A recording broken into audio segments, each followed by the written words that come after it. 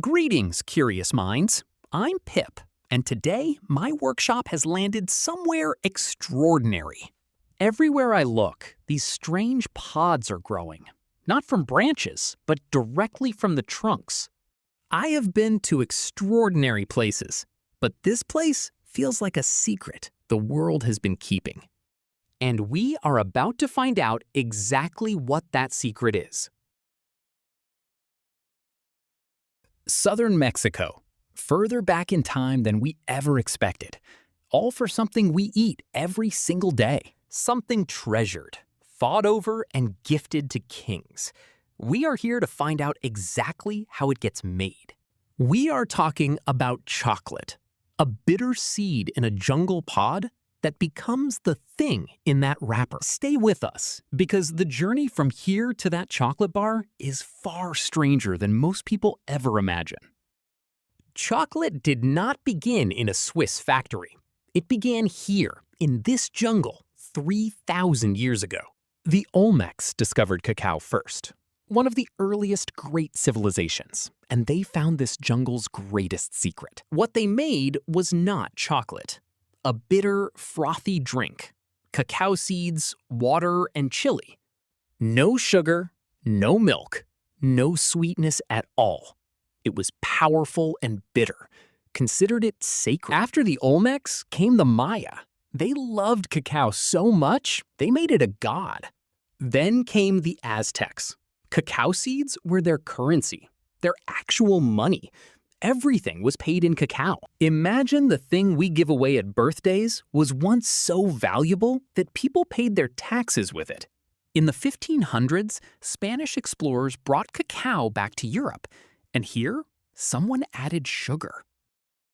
And from that moment, everything changed. Come, let me show you exactly how it is done.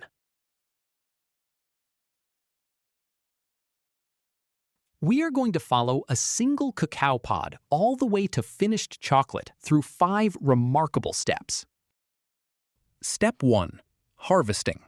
And every single pod on every farm on Earth is still cut by hand. Split open and inside, white, glistening, tropical fruit-smelling pulp. Nothing like chocolate at all. Step 2. Fermentation.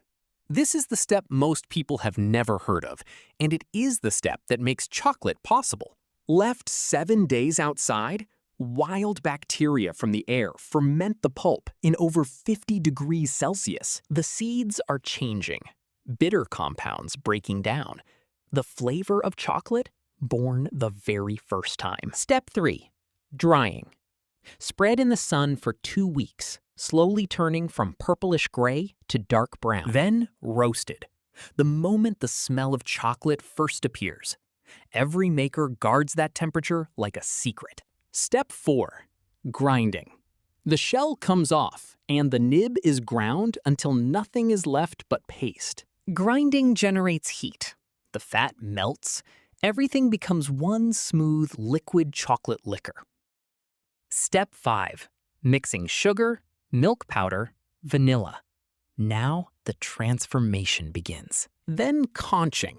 Large rollers mix and aerate the chocolate for days, creating that silky texture. Finally, tempering. Heated and cooled in precise sequence. Get it wrong, and it blooms gray. Then it is poured into molds, cooled, popped out, wrapped, shipped. And then it ends up in our hands.